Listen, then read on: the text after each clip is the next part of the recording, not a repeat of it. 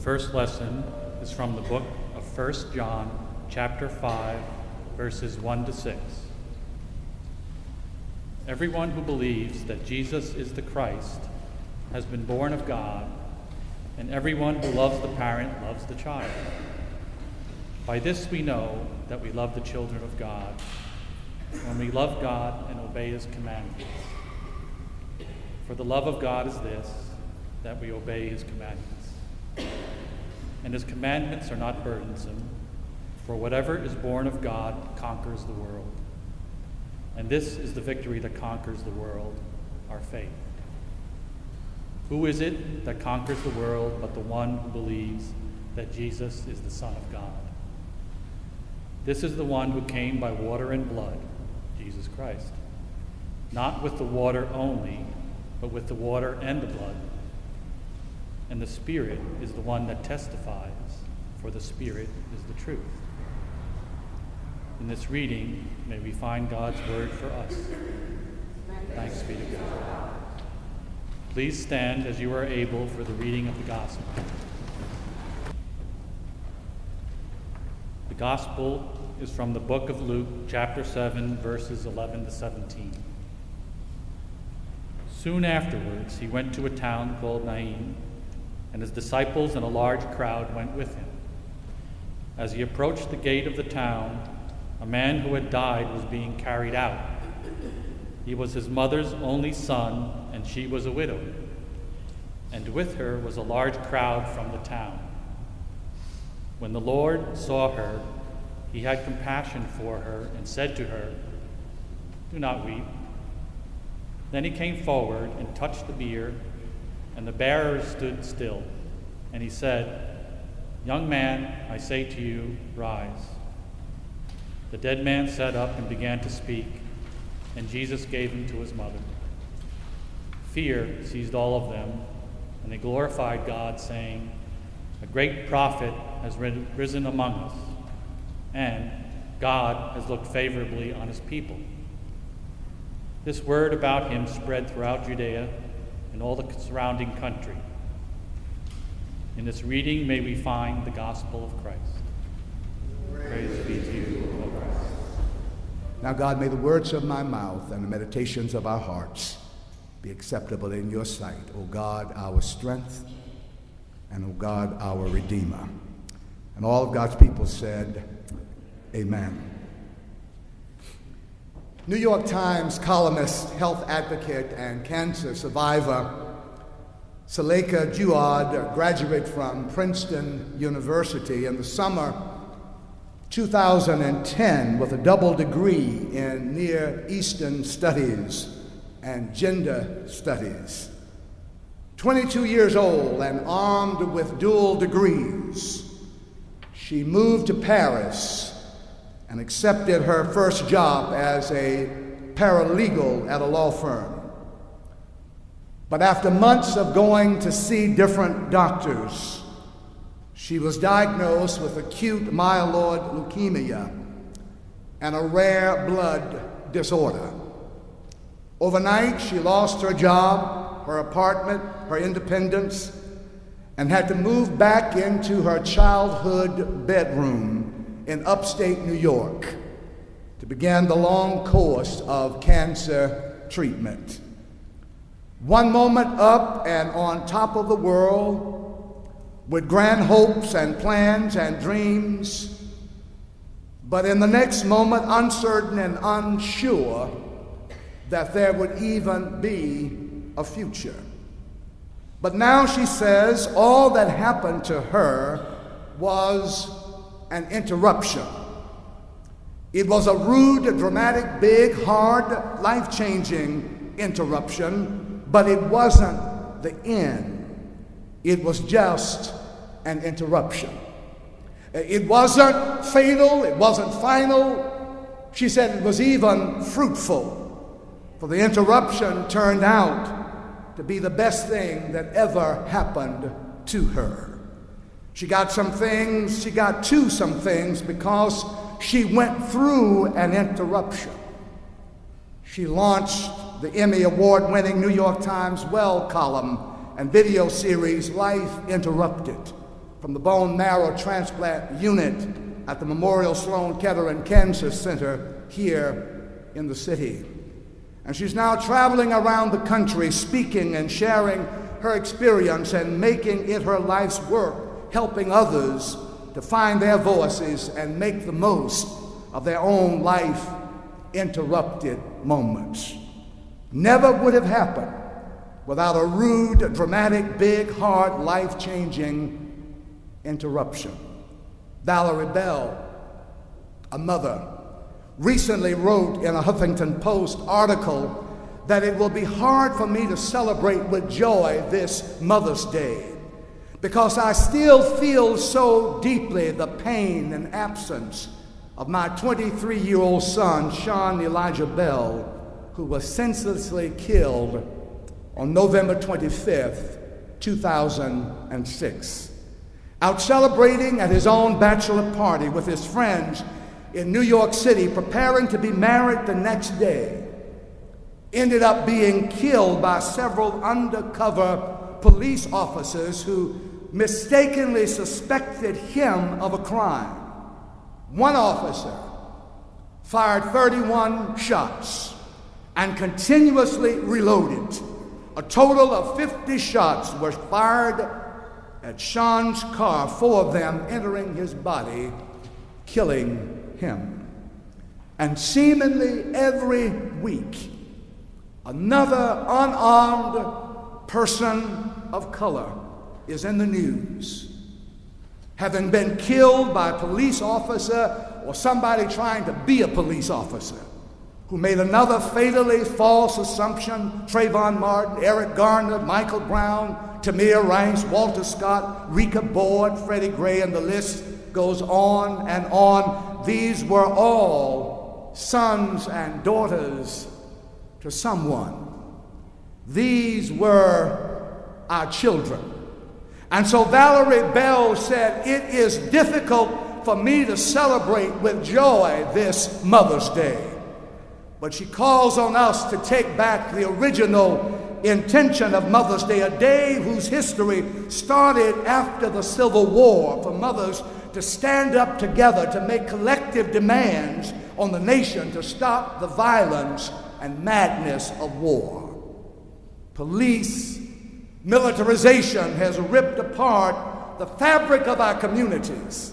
In the wealthiest nation in the world, the violence of poverty in so many of our urban communities, as I heard the great theologian, the great liberation theologian, Professor Gustav, say the other night at Fordham University, poverty is the first violence.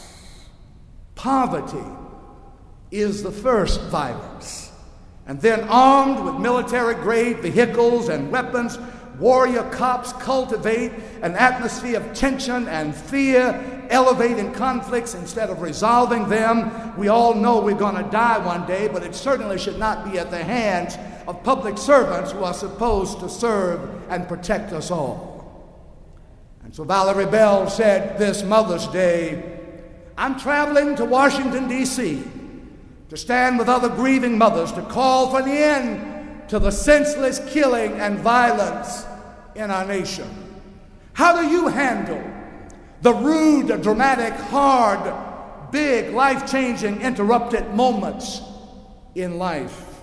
Maybe like Saluka Juad, you come to see your interruption as a gift, and you move to record your experience and share it with others in a blog or a journal. Or maybe you will be inspired to march and protest and join with Valerie Bell and others in calling our nation back to its moral core and center. Maybe writing a letter to an elected official, or signing a petition, or starting a movement, or entering a relationship, or commencing a conversation, or joining the church.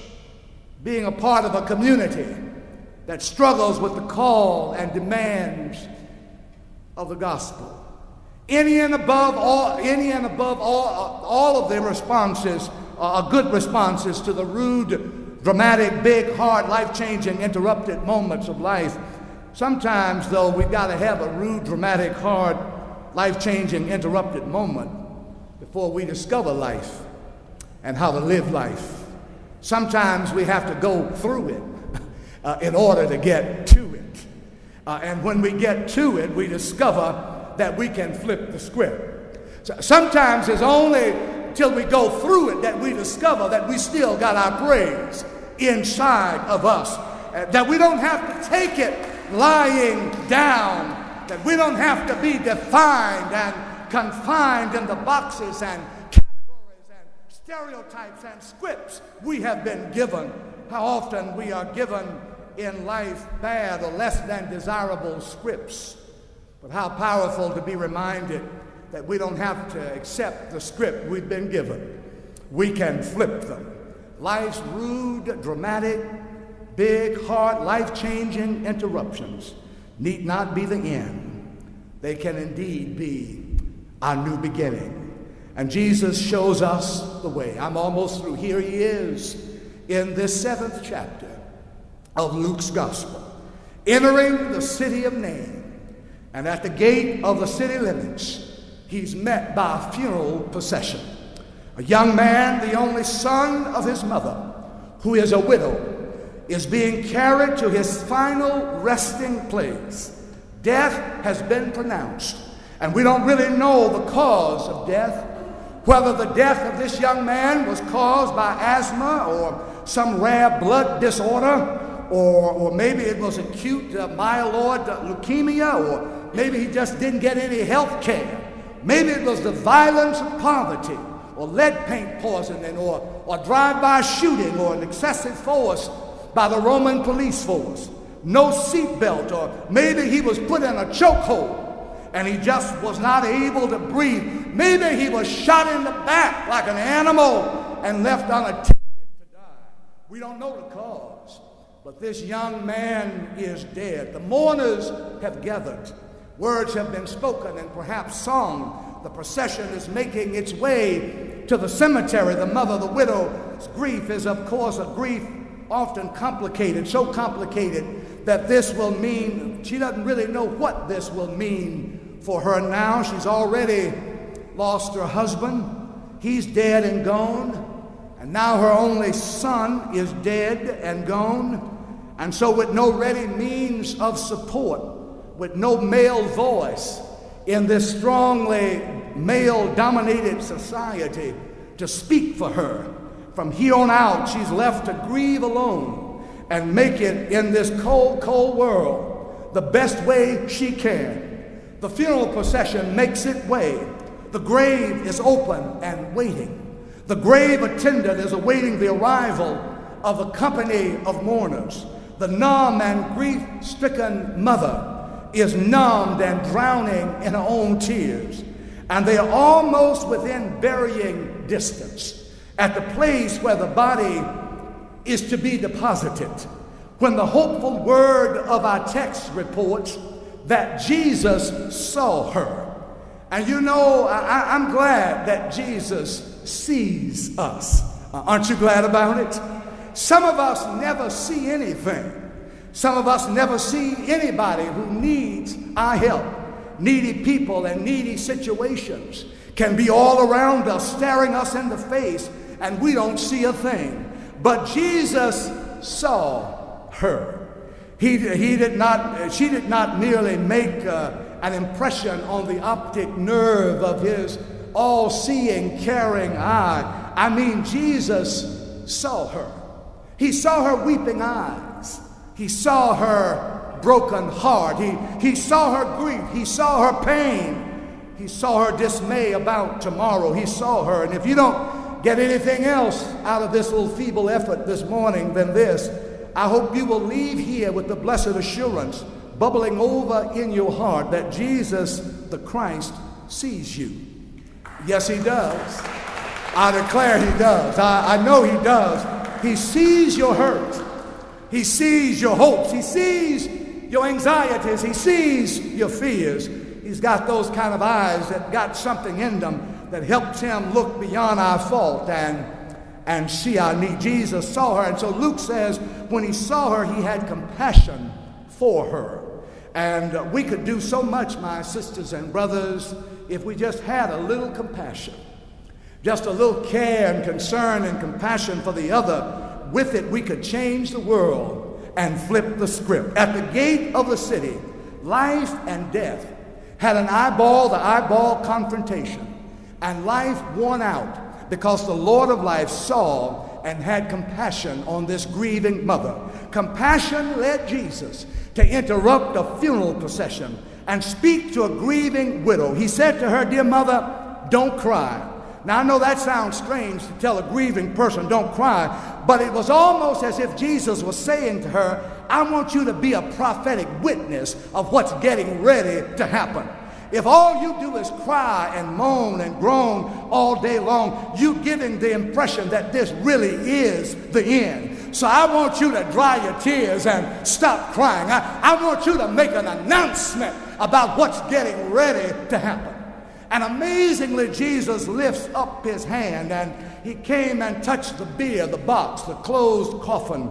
The young dead man was in it, and the folks who bore him stood still. I mean, you see, can you see the picture? I mean, they bore the body.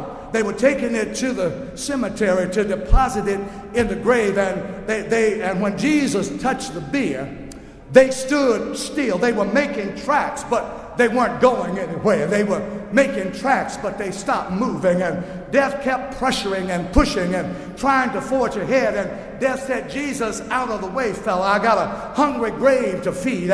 But Jesus said to death, in effect, in order to do that, you got to come by me first. And so he touched the bier, and he touched the box, the closed coffin, and the whole procession stood still. Death and the funeral processional got interrupted. And Jesus said to the young man, he spoke to the young man dead in the box, "Get up and arise." He's dead in the box, the closed coffin, boxed in, locked in. But Jesus said to him, "Get up and arise." It's like he's saying, you might be in a box. You might be in a closed coffin. You might be down and out for the count. But this doesn't have to be the end. Get up. You can do better. You don't have to accept the status quo. You don't have to accept other people's opinions and stereotypes and categories they have put you in. Get up. Pick up your bed and walk. Pick up your addiction and shake it. Pick up your chance and go. Pick up your faith and believe. Pick up your problem and solve it. Pick up your cross and climb. Pick up your burden and move. Pick up your ticket and travel. Pick up your pain and progress. Pick up your sickness and serve. Pick up your challenge and achieve. Pick up your task and finish it. Pick up your fast and proceed. Pick up your fear and go forward. Pick up your life and live. Pick up your song and sing. Pick up your day and rejoice. Pick up your blessing and thank God. Pick yourself up. You still got a praise inside of you. And Jesus says this to us, even in the box, even before anything changes. Get up and rise. And when the dead man got up, started speaking, flipped the script, started living, death got mad. Death leaped off the boy, stomped on the ground, kicked up some dust, spit and cussed a time or two, pointed his long bony fingers in Jesus' face and said, "I'll get you for this one day, Jesus." Jesus said, "Well, death, I'll tell you what you do. You meet me at Calvary, and we're going to settle this living and dying thing once and for all." And so it was on Calvary that death took Jesus by the hand and hung him high and stretched him wide and dropped him low, and Jesus died. Yes, he did. Jesus died. He died until justice was satisfied. He died until the veil in the temple was torn into. He died until hell got tired. He died until it was well with my soul. He died for a moment that we might live forever. It didn't look good all Friday night and looked worse all day Saturday and even worse all Saturday night. But hey, early Sunday morning, he got up with all power in his hands. And he looked back at old death and said, "Old death, where is your sting? O grave, where is your victory? Thanks be to God. The victory is in Jesus Christ our Lord. He has come that we might have life and have it more abundantly. We serve a living Savior. Yes, we do. And because He lives, we can live. Because He lives, we can face tomorrow. All fear is gone. Life is worth the living just because He lives. Oh, you're going to be interrupted every now and then, but you can go on because Jesus lives. Hallelujah. Hallelujah. Hallelujah. Amen.